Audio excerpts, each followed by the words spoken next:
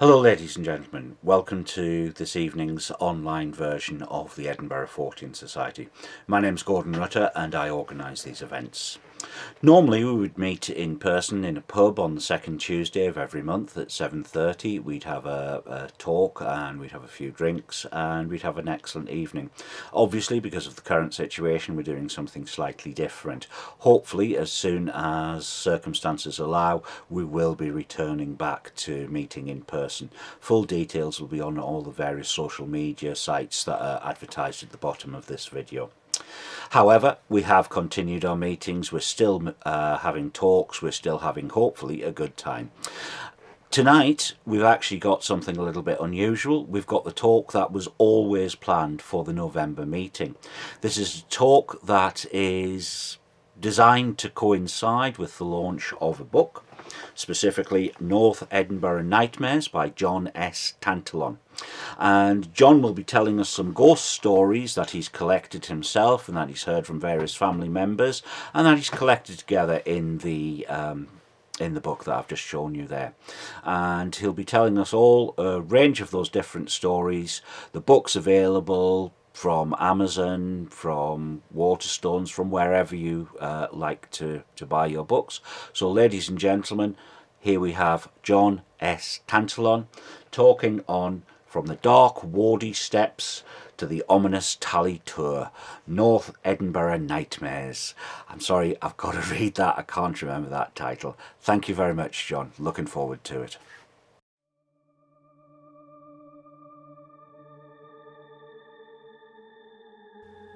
Greetings, friends of the Edinburgh Fortean Society. My name is John S. Tantallon, and tonight I bring you North Edinburgh Nightmares. My fascination in stories of the supernatural and local legends of the area commenced from a young age. I spent much time with my grandparents. My grandfather was an excellent storyteller, a teller of ghost stories. My grandfather spent a lifetime at sea. He sailed on many voyages from the shores of Granton Harbour. He travelled to many locations upon the Forth and beyond. It is here where our opening story commences. Slange Var by John Tantallon. My grandfather was a terrific storyteller. As a youngster, I spent much time with my grandparents. Was fortunate enough to hear his many recollections from around the world. He served in the Royal Navy, achieved the rank of Chief Petty Officer. During World War II, he served on minesweeping duties across the Forth estuary. When the war ended, my grandfather commenced a new career at sea as a trawlerman. It is here that the story begins. During his years working for HMT, His Majesty's Trawlers, my grandfather sailed on many trawler ships out of Granton Harbour and the Forth. The routes would lead as far as Iceland, the Faroe Islands. In his words, the fish in those seas were monsters of the deep. During one particular voyage, the crew of the vessel, named the Alma, witnessed something very unusual. The crew could amount to as many as 13 men on a voyage, dependent on distance. One of the crew members, who went by the name of Wardie Walker, was situated at the rear of the Alma, working on maintenance. Suddenly, from out of nowhere, a substantial wave lashed the vessel. The torrent battered the unaware trawlerman, sending him over the side of the boat and into the icy depths of the water. The crew members immediately ran to aid their colleague from the sea. Incredibly, before they could reach him, Wardie Walker returned catapulted from the water and launched back onto the deck of the Alma, on the opposite side of the boat. The fortunate man had travelled beneath the vessel and back onto the deck above in a dramatic stroke of luck. The crew took Wardie below and resuscitated the shivering man. After a while, he regained composure and was ready to talk about the incident with the team. The boat captain could not comprehend how Wardie came to go overboard. Wardie was a hardened naval man and had sailed on many voyages previously. That size of a wave would not usually catch such a crew member off the guard. Wardie then relayed a very different version of events to the attentive crew.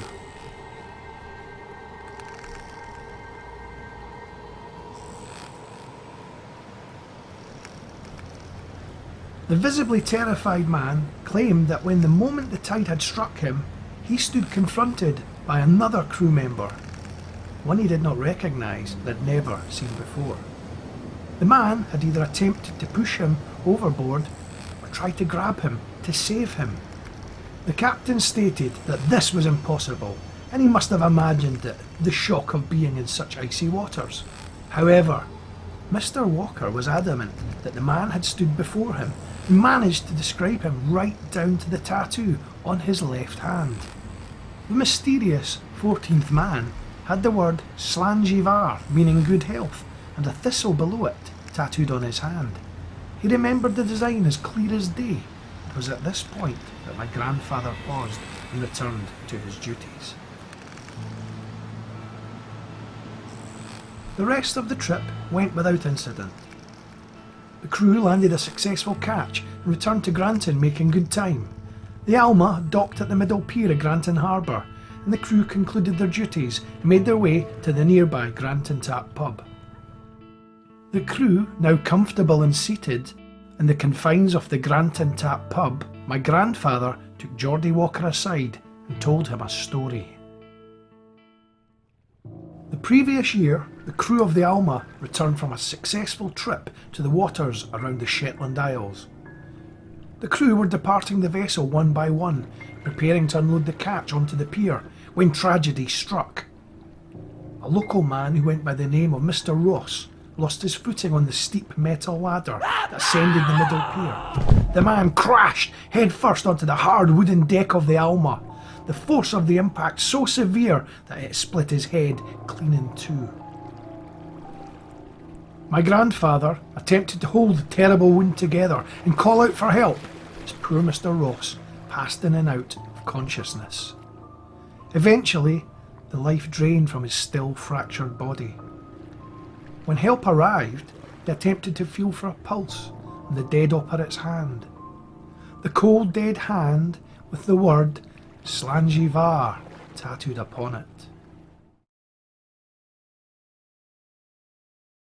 As my interest in the stories of the area grew, I became aware of local history. One place in particular held substantial ground and was the first area within the city to provide temporary accommodation to post-wartime families in need of housing. The large green space was situated adjacent to Granton Road and home to more than one ghostly tale since its inception many years ago. The Spectre of Slange Var Camp. The Wardy playing fields lie at the end of Wardy Primary School and run adjacent to Granton Road. The substantial area of urban green space has served the local area for many years and in various guises. During World War II, the grounds then known as Slange Var Camp served as a naval training camp. A recollection from the time states that the field featured a parade ground, accommodation and admin block, and allotment space, rendering the area self-contained. After the war ended, the grounds passed to Edinburgh Council and converted to homeless accommodation. The 10 corrugated iron construction blocks housed more than 100 families. The camp remained in use between 1946 and 1956 and used for housing. Soon afterwards, the abandoned block fell into disrepair and vandalism. The area later converted to a sports ground used by Wardy School, rugby teams and the Hibs Football Club. It was during this period that I would begin the story. In 1951, a teenager taking a shortcut between Granton Road and Netherby Road encountered something strange. The girl on her way to Young's newsagent on Cargill Terrace stood pursued by a figure moving at speed behind her. She managed to pass through the large gates onto Netherby Road after seeing a character in a cap following her. Upon turning round to check if the man still pursued, the figure had vanished. A witness who worked at Wardy Primary School in the late 1970s recalls opening up the school on a cold morning in the late autumn. He remembers standing at the rear gate of the school playground looking on to the sports field when something caught his attention. Heading directly towards him, through the morning mist, was a figure. The shape was that of a man dressed in clothing suited to the 1940s, complete with a flat cap. The staff member called out, thinking that the man was maybe the caretaker, but he did not reply. He continued to watch the man approach him, only to vanish into the morning mist and disappear. In the summer of 1989, a student from the Dudley area called Alan sat in the janitor's office of Wardy Primary School. Alan, in need of extra cash, took on the role of the auxiliary janitor. After his day's duties, he nodded off in the small office and later awoke as it was beginning to get dark. Alan, in a panic of missing his dinner, quickly made his way round the school corridors, checking that everything was secure. As Alan reached the school dining hall, he noticed through the glass a figure staring directly at him from railings in the grounds of the playing fields. The description of the man he saw that night was very similar to reports from previous witnesses. In 1992, a group of workmen working on an extensive roof conversion on Boswell Road saw the spectral figure not once but over 3 times. The men worked on the Boswell Road conversion from the August that year until December. The first time that the sighting of the shape reported was by a roofer working on the far side of the property and overlooking the Wardy playing fields. The stranger, wearing traditional attire, spotted in September. It was by a labourer and then again by a joiner working on the roof in October. All 3 of the workers gave the same description of whom or what they saw.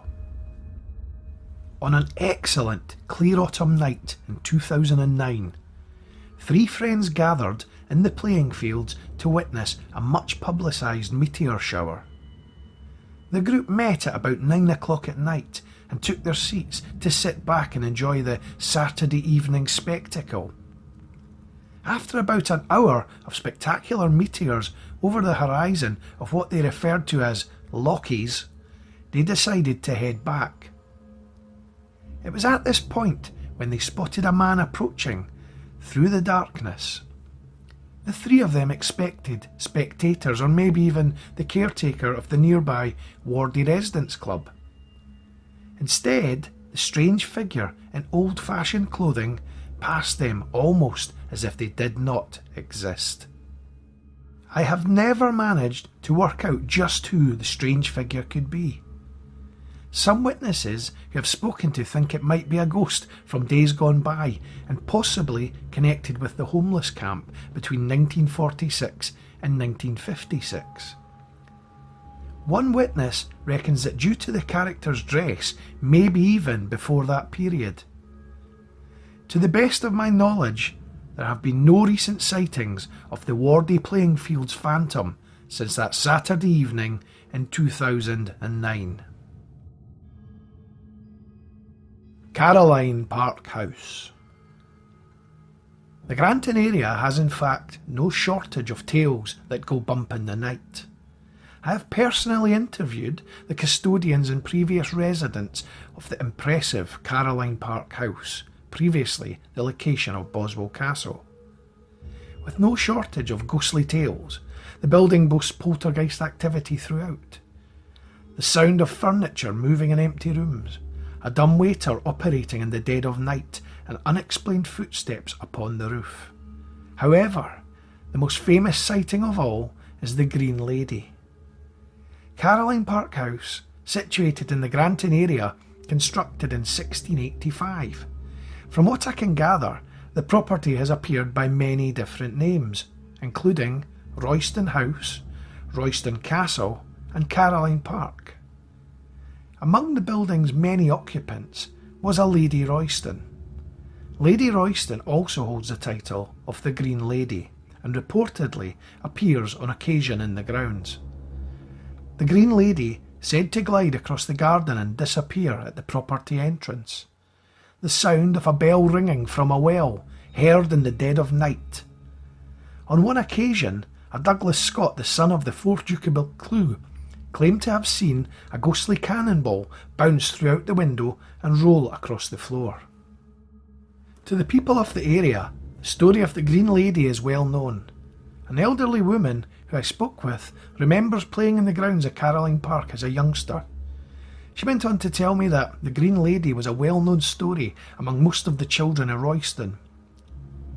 She would play by the Wardy burn that runs through the grounds of the property, racing sticks down the stream. The woman believed that the jewellery of the Green Lady existed somewhere in the settings, and she would often try and locate it with friends.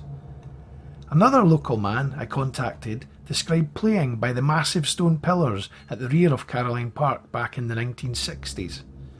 The gigantic stone pillars referred to himself and friends as King Kong gates.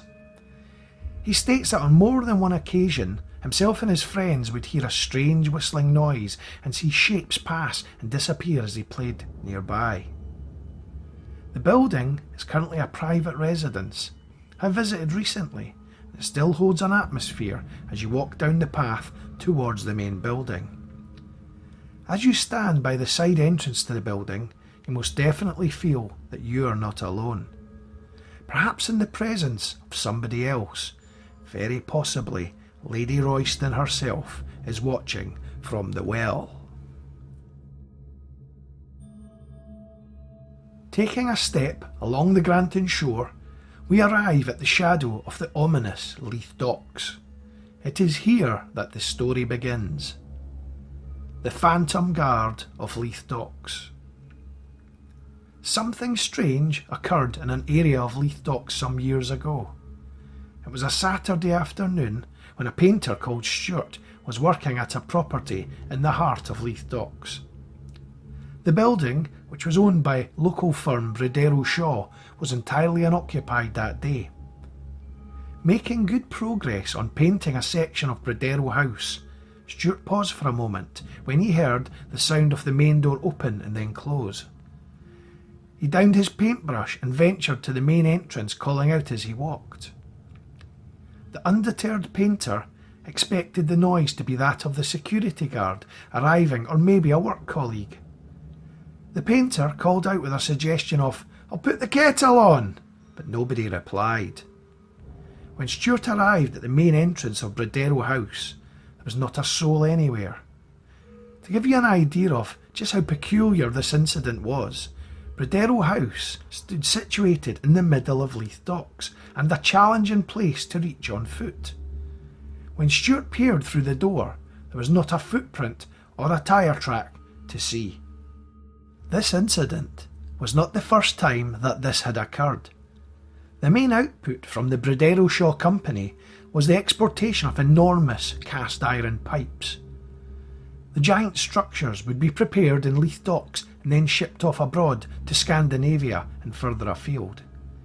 One morning, while working on one of the massive pipes, an unnamed worker claims to have witnessed a dark shape about the same size as an adult male watching him from a distance. The worker stopped for a moment and waved to the figure, but there was no reply.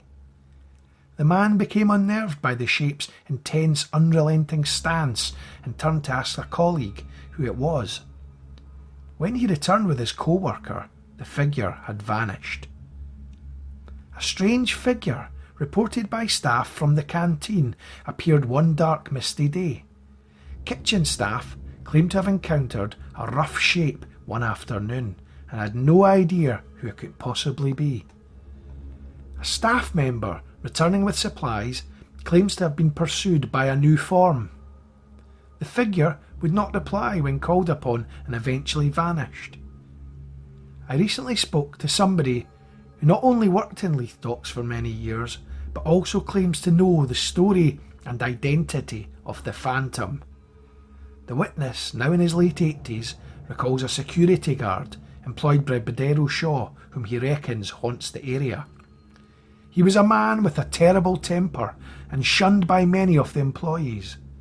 After the guard died in the 1980s, soon afterwards the disturbances commenced. The ex-employee who I spoke with disclosed the name of the security guard to me, but asked me not to publish the identity for discretion to the man's family.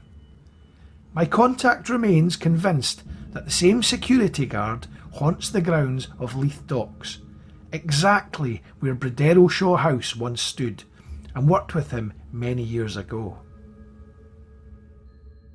Another terrifying tale exists from the area of the sprawling Leith Docks, and one from many years ago.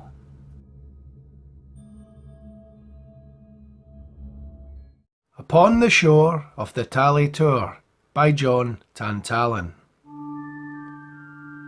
The antagonist of this story is a man by the name of Robert Moraine.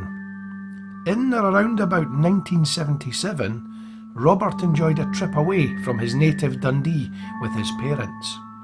The Moraine family visited relatives once a year in the seaside town of Kinghorn in Fife. Complemented by beautiful summer weather, the idyllic harbour setting of Kinghorn was an event Robert embraced. As a lone child, Robert would spend days exploring the rugged coastline of the ancient Kingdom of Fife. An area steeped in substantial Scottish history, Kinghorn was no exception. 16-year-old Robert walked with a smile along the cheerful front of the harbour, acknowledging local people as he passed. He was suitably impressed by the idyllic view of the Lothian coastline and the sight of the majestic Pentland Hills in the distance. As the harbour concluded and the sandy bank introduced, the young man clambered up a hill. At the summit of the brae, fixed upon a broad stone parapet, sat a substantial device. The long and slender white object instantly caught his attention. Robert ascended the remaining bank, stood confronted with an old yet visibly operational scenery viewer. He stood before the long discoloured metallic device. Although attached to a rotating fixture, the viewer sat positioned in the direction of Edinburgh. The intrigued Robert adjusted his frame and began to gaze into the device. Immediately, the coastline of Edinburgh came into view. Although distorted at first, the viewer soon came into focus. The sight of ships' masts and crashing waves indicated that the scope covered the dockyards of the port of Leith. Large cylindrical pipes decorated the landscape, the view of seagulls gliding over the horizon, and a slight har present. Robert fixed the gaze of the viewer on a structure. Situated on a stretch of beach, the spherical construction sat ominously on the bleak industrial landscape. Standing at the height of 2 men, the grey-in-colour brick tower held a sinister quality. At that moment, the sight of 2 rugged-looking men came into view, exiting a door of the building. Both appeared to be loading a nearby boat which sat on the shore close by to them. Suddenly, and to the shock of the spectating man, one of them raised a large metal object into the air. Bringing the tool down with ferocity, he struck a blow on the other man's head. The man collapsed on the pebbled beach without a sound to be heard. All Robert could hear was the sound of seagulls 8 miles away from where he stood on the shores of Fife. The lifeless body lay on the shale directly adjacent to the tower. A steadily increasing flow of red trickled from the battered form. The perpetrator stepped across the body and appeared to check for vital signs. There appeared to be none. The shocked Robert continued to view the carnage on the sandy Edinburgh beach. Suddenly, to his terror, the rugged assailant holding the weapon stared directly across the Forth estuary and towards him. Directly towards him, to his very gaze. A terrifying and menacing gaze. Robert panicked and leapt backwards from the viewing platform, almost crashing down the embankment with fright. Once he regained composure and looked through the viewer towards the shore, the man had vanished. Robert Moraine returned to the Kinghorn holiday home, bewildered by the day's events. What happened this afternoon? Did he see things? Did he witness a brutal murder? Who would believe him? After supper, the puzzled man attempted to make conversation. His uninterested parents half-heartedly listened to their son's query of the Leith Tower and its origins. Unfortunately, they had no answer for his curiosity and returned to their evening. Robert attempted to find a logical way to describe the earlier events with the men on the shore. In the end, he decided against it. The incident intrigued him so much that he decided to venture to the town the following day. Robert visited a nearby library, and to his luck, his findings were successful. After a while, he discovered some vintage literature on the mysterious Leith location. Martello Tower, situated in Leith Docks, is one of 3 situated in Scotland. Built in 1809 by Irish builders, the Edinburgh landmark served as a coastal defence. The tower, converted to gun emplacements during World War II, were never used in conflict. Robert, determined to get to the bottom of this nautical puzzle, decided to return to the viewing platform that afternoon. The weather remained pleasant and calm, a light breeze blowing across the estuary. Robert resumed his position as before and looked onto the location of Leith Docks. Today was different. A plumage of dense black smoke abounded from the grey brick tower. The man observed flames burned from inside the structure. A small vessel propelled across the water and in the direction in which he stood. The visibility on the estuary was different. A thick haar covered the front of the vessel and little visible. As the boat drew nearer, the contents of the ship became clear. Sitting at the rear of the small craft sat a large wooden trunk, emblazoned with the symbol of a solitary harp. The viewer changed direction, allowing Robert to ascertain just who commanded the boat, when to his horror he became terrifyingly aware that the captain was the same murderous individual from yesterday. The man, of substantial stature, stared directly at the Kinghorn shore and towards the terrified spectator. A grotesque, flaming red face, akin to Old Nick himself, drew closer with each of the devouring waves. The boat, now aground and seated on the sand of the beach, sat vacated as the hideous figure approached. Bringing a sizable bladed object from the heavy overcoat, the terrified Robert could not tear himself away. The approaching menace, now a few feet from the viewer, raised the rusted weapon above his head. Blood still visible on the brutal-looking object. Robert waited for the blow to come for what seemed like an eternity. Suddenly, the terrified spectator lost balance and crashed onto the coarse coastal floor. When the young man opened his eyes, the sinister assailant was no longer present. In the summer months of 2017, a quantity surveyor named Robert Moraine visited a property in Edinburgh's Leith Dockyard with a view to land development. The area close to the New Haven village led onto the dockland and close to the rear of the plot.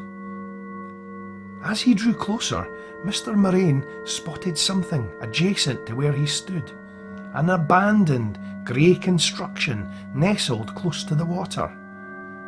The shadow of Petticoat Bay sitting imposingly on the Fife shoreline brought it all back to the startled man. Robert remembered the story like yesterday. He turned and asked his colleague the purpose of the grey tower, to which the man replied, The locals call it the Tally Tour.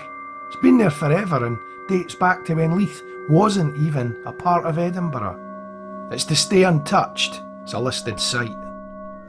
Robert Moraine ventured towards the ominous structure. A large wooden door adjacent to him swung open with an ominous creak. He stepped inside and found himself confronted by a circular corridor. He slowly began to tread the worn path of the structure, the side of the tower saturated from years of dampness. As he reached the rear of the tower, he noticed an old symbol on the wall. Carved crudely, yet with detail, sat an inscription of what appeared an Irish harp. He reached out and caressed the deep incisions in the dark concrete. Whatever used to implement this work was created with great ferocity. The sound of a door slowly creaking shut filled the room. It emanated from the opposite side of the tower and startled the now alert man. Concerned by the unexpected sound of the door, he called out, "Hello there! It's just me, Mr. Moraine!" But there was no reply. The sound of slow-paced footsteps on the gravel of the tower floor sent a shiver down his spine. Robert waited for whoever it was who had joined him to appear from the corner of the curving wall, but nobody presented. From the darkness of the tower and through the sound of distant seagulls, a voice became apparent. A deep and menacing sound with a harsh Irish tone filled the void of the Tally Tour. It's been a while, sir, so it has. At last we finally meet.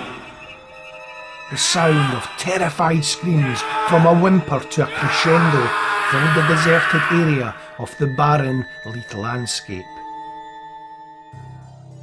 After a while, Robert Moraine, who would exit the Tally Tour unharmed, would never return to that location ever again. Robert Moraine never found out the relevance of the strange and ominous tower or the mysterious harp. After that day, the quantity surveyor refused point blank to have anything to do with the Leith Docks project. When asked why by his superiors, he couldn't give them a plausible reason. They accepted his refusal and appointed another member of staff. Nothing more was said. Whatever happened that bleak afternoon on the windswept shore of Leith Docks greatly affected Robert Moraine. He moved abroad the following year and would not give a significant reason why. Nobody may ever discover what exactly rests upon the shore of the Tally Tour. Heading away from Leith, we return to the Cannon Mills area for a terrifying tale from the 1990s. The Ghost of Rockhead Path. 25 years ago, this month, I was privileged enough to visit something rather special. Mary King's Close, situated beneath Edinburgh city chambers, is now a high-profile tourist attraction and a must-see for would-be ghost hunters or anyone interested in Edinburgh history. In October 1995, this was not the case. Mary King's Close sat very much closed to the public. With the help of contact from the Church of Scotland, they arranged for a visit. A group of 10 visitors would attend a private tour of the location. The evening consisted of an extensive view of the city chambers and access to its many artefacts. At 9 p.m, the party travelled downstairs to the legendary Mary King's Close. A fascinating and hair-raising hour commenced, with the informative guide relaying many now well-recollected stories of the close and its inhabitants. As a side note, there were no miniature Scottish Piper dolls to be seen back then. As the tour concluded and the party made their separate ways, I conversed with a group member named Irene. "Did you think the close was as scary as they said?" she inquired.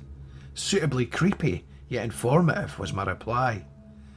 Irene went on to inform me of something she described as considerably more sinister. It was a location close to where she worked and not far from Edinburgh city centre. The slightly nervous woman went on to tell me the full chilling story. Now, so shall I. There exists a substantial leafy glade close to the rear of Edinburgh's Royal Botanic Garden. Arboretum Avenue leads to two sizable concrete pillars that mark the entrance housed by massive iron gates. Upon entering, you stand confronted by a wooden sign declaring the Rockhead Path. The Rockhead family resided at Inverleith House, situated in the grounds of the Botanic Garden. The Rockhead Path, named after them due to its location aligned to their estate. James Rockhead, the second Baronet of Craigleith, died in 1824 inside Inverleith House. His legacy, a man of eccentric tastes, recollected upon the descriptive path notice board. The family crest described as a man's head rough and hairy, and their coach decorated in heraldry. One story describes an encounter between James Rockhead and a plain-looking gentleman, unbeknown to be the Duke of Montague, on the same path. The question being, does James Rockhead continue to walk the path today? St Combs, situated at 23 Inverleith Terrace, was used throughout the 1990s by the Church of Scotland. It was here Irene recollected her chilling tale. It was late summer, in and around about 1994. While standing by a window at the rear of the property, Irene noticed a figure standing adjacent to her on the nearby Rockhead Path. The sight of passers-by not unusual for this time of year, and the trail frequented by many dog walkers. This visitor was, however, different. The man stood dressed in a long black coat. He stared in the direction of the window and towards Irene. She recalls that he appeared in the same spot for a matter of minutes and continued to scrutinise her throughout. The look upon his pale white face conveyed an impression of disappointment or resentment, as if he knew her. The strange reality was that Irene had never seen him before. As soon as she turned to catch a staff member's attention, the man had disappeared. In 1996, a property next door to St Combs witnessed the mysterious visitor of the Rockhead Path. Builders were renovating the building recently purchased by a Scottish football player. The extensive grounds required landscape work, and one day a gardener worked at the rear of the property. Close to the boundary of the Rockhead Path, the gardener became very aware of somebody watching him. An older man on the path by the water of Leith, as he recalls, stood scowling at him as he worked. He attempted to make light conversation with the visibly disapproving individual, but to no avail. The visitor continued to stare intensely and without a reply. The gardener returned to his work along the property boundary and could see the man throughout. Suddenly, as he turned with a wheelbarrow to carry out the next task, he noticed that the disapproving visitor had vanished. Could the visiting spectre be that of James Rockhead? Does he continue to disapprove of the sight of mere commoners trespassing on his land? Perhaps his confrontation and submission with the triumphant Duke of Montague has left him bitter and resentful even in death. For the travellers of the Rockhead Path, the dog walkers, day trippers and friends of the water of Leith, the next time that you venture to this charming leafy glade, stop for a moment, if you will. Listen past the sound of the river and look for a discerning gentleman. It may be James Rockhead, standing directly behind you. The Haunted Paths of Trinity Park House. During the early years of the 1980s, a scary story surfaced not far from where I lived. Local urban legends were commonplace in the area. We'd come to take some of them with a pinch of salt. However, this one was something entirely different. Directly off Ferry Road and halfway down South Trinity Road was a large and unusual office block. Run by NHS Scotland, Trinity Park House was constructed in the mid-1970s. The peculiar 70s architecture and many curves and slopes did not look out of place from a science fiction film the likes of Logan's Run. The surrounding area, however, was pure hammer horror. Trees and dense bushes populated the grounds of Trinity Park House. Paths and narrow walkways formed a way around its perimeter. On the ferry roadside of the properties stood a solitary, small and old-looking cottage. This building acquired the title of the Haunted. The first story I heard was from a school friend whose next-door neighbour walked his dog at night in the grounds of Trinity Park House. The man was approaching the ferry road end and almost in sight of the cottage. He was stopped dead in his tracks by a solitary figure standing directly in his path. He attempted to make conversation with the shape, but it refused to move. In the end, the man backed away and retreated with his silent and terrified dog. The second encounter came when tradesmen working on the rear at the offices commented on an out-of-order security guard standing watching them from the trees. The man ignored them and stared with menace as they constructed a scaffold that day. When the workers mentioned the story to the on-duty security guard, he accused them of spending the day at the nearby Spears pub instead of getting on with the task. There was no other security guard whatsoever that day. In the summer months of 1989, some friends and I came face to face with a large dark shape on the path leading up to the old cottage in the grounds of Trinity Park House.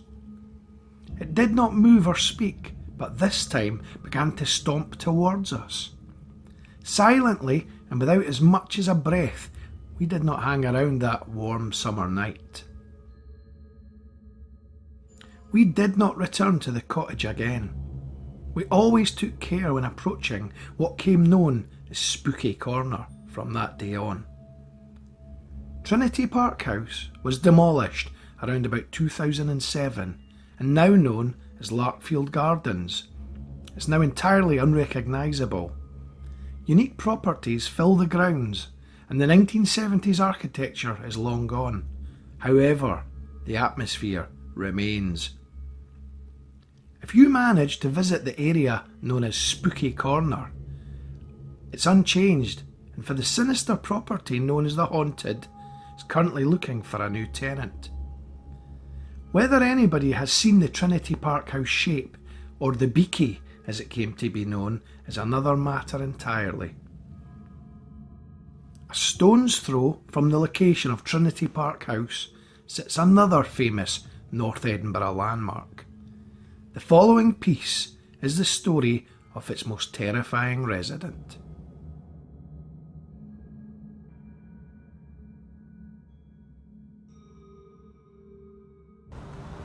Warriston Cemetery, situated in the north of Edinburgh, is home to many stories of the supernatural. Today we're going to explore the tale of Mary Ann Robertson, better known around these parts as the Red Lady. Miss Robertson died in 1858 at the age of 32 after contracting a deadly fever. For many years she would rest in the peace and tranquility of her lavish tomb, an impressive and beautiful structure, the finest in the entire cemetery.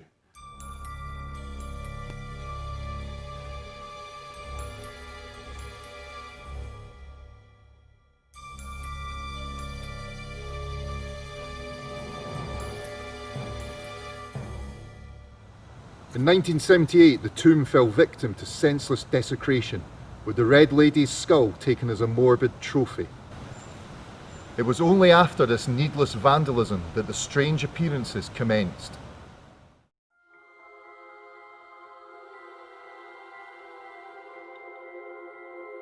In 1981, a council employee who was cutting the grass near the tomb of the Red Lady was taken aback when he saw something strange. A young woman wearing what looked like a wedding dress walked straight past him towards the crypts. Concerned by the woman's strange attire, he looked to see where she was going, but upon further inspection, she had vanished. During the day, Warriston Cemetery is a quiet and peaceful place to visit, but when night falls, it becomes a very different place indeed. In 1984, a local man tending to a relative's grave noticed a woman in white wandering through the gravestones and heading towards the Red Lady's final resting place. As he began to walk back to his car, he noticed the same ghostly figure watching him from the confines of the crypt. He left in a hurry that day. Many of Edinburgh's graveyards are associated with historical stories of the supernatural, but none of them remotely like the terrifying stories of Warriston. In the winter of 1987, a dog walker witnessed a strange figure in white walking through the snow along the path crossing the vaults of the cemetery.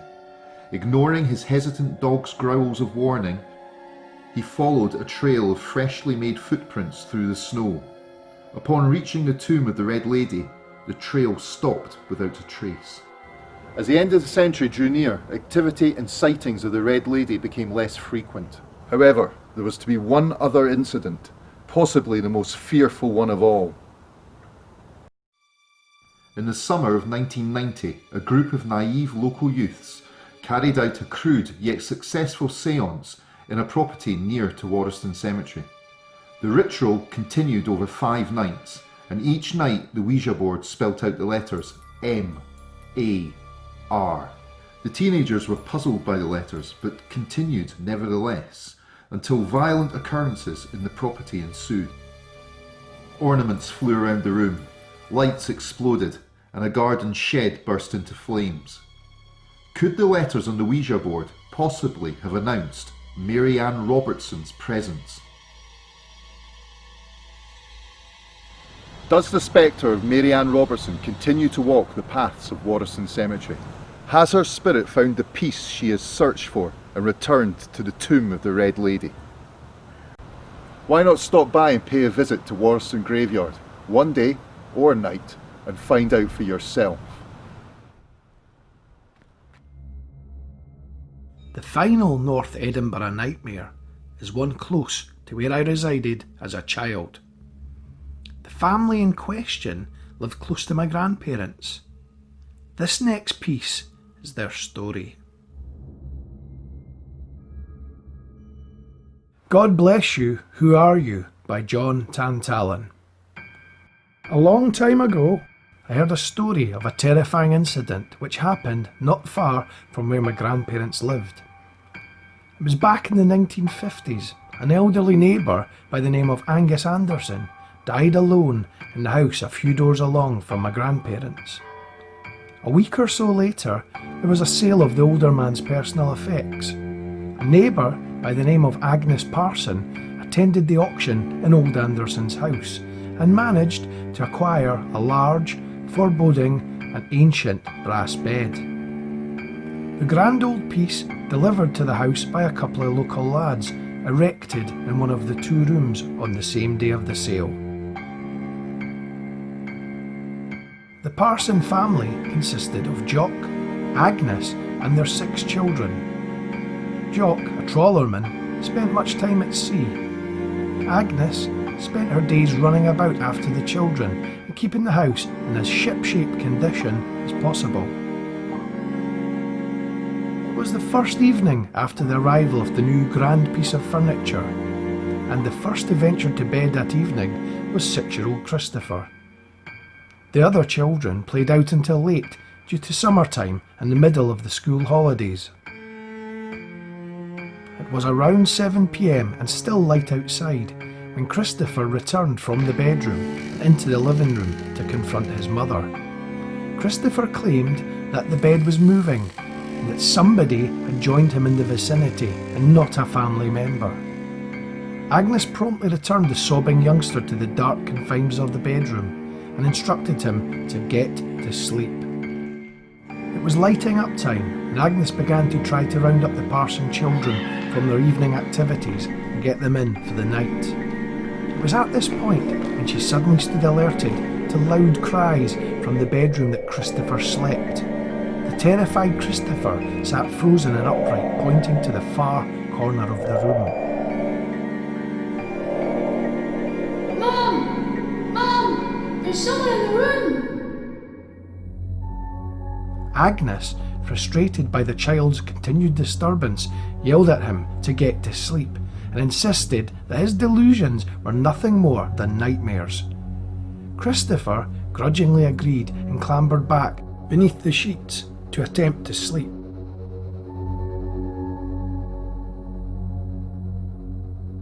It was now 9 p.m. and all children in and settled for the night. There had been no further disturbance from the room, and Agnes presumed Christopher to be fast asleep. After getting two of the younger children dressed for bed, they quietly entered the bedroom to accompany their younger brother.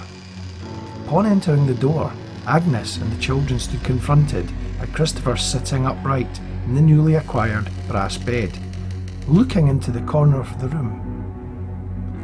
He was not alarmed and crying out like before, but appeared to be in conversation with somebody or something. Agnes asked the wide-awake youngster who he was talking to, which he calmly replied, It's the old man over there, Mum. He wants his bed back. Christopher Parson not only described an older man fitting the exact description of Old Man Anderson, but an account of someone he had never clapped eyes on in his life. Agnes attempted to play off the youngster's incredible story as more bad dreams and get the other children to bed, which she did, but deep down she understood the predicament all too well. Earlier that year, Agnes visited a local spiritualist woman by the name of Mrs. Rutherford. During her reading, Mrs. Rutherford informed Agnes that a spirit would visit and request an item from her property.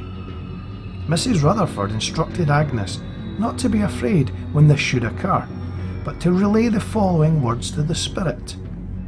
God bless you. Who are you?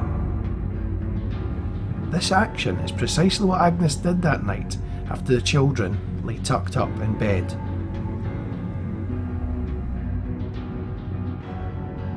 The following day, Agnes, along with the help of a couple of neighbours, removed the bed from the property and dumped the large and foreboding brass structure down a nearby lane.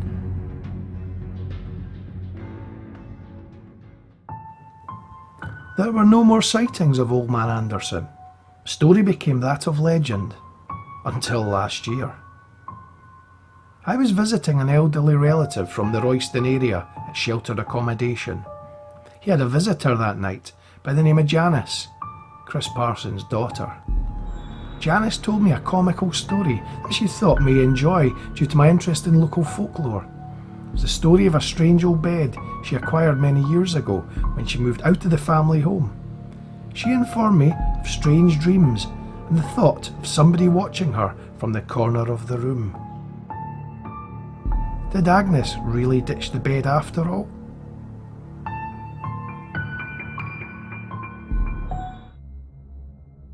All that remains is to thank you, one and all, for inviting me here tonight. Please feel free to discover my book, to read more of the things that go bump in the night. I hope you enjoyed the tales from the area where I live, the North Edinburgh Nightmares.